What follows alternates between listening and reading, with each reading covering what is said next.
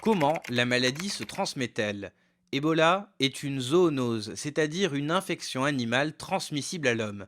L'espèce à l'origine de la contamination humaine n'a pas été complètement identifiée.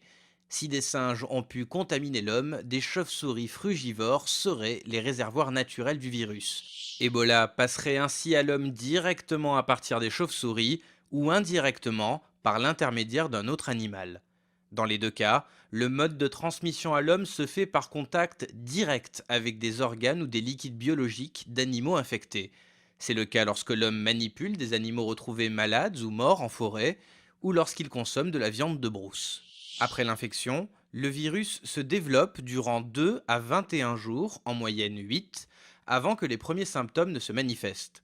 Pendant cette période, la personne infectée n'est pas contagieuse. C'est une fois que les symptômes sont apparus que peut se faire la transmission interhumaine du virus. Là encore, il faut un contact direct d'une peau lésée ou de muqueuse avec les liquides biologiques d'une personne infectée, tels que le sang, la salive, le sperme, la sueur ou les matières fécales.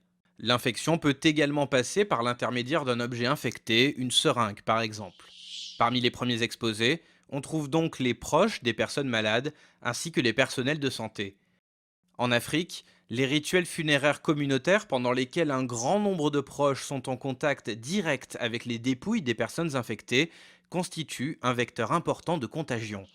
Il reste très improbable selon l'OMS que le virus puisse se transmettre par voie aérienne comme une simple grippe. Quels sont les symptômes? Une fois passée la période d'incubation, la maladie se manifeste avec des fortes fièvres, une faiblesse intense, des douleurs articulaires et musculaires, des maux de tête et une irritation de la gorge.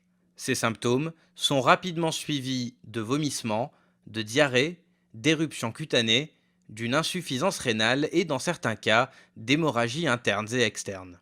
Si certains patients survivent au virus, le taux de létalité d'Ebola reste extrêmement élevé, entre 25 et 90% et plus de 50% en moyenne.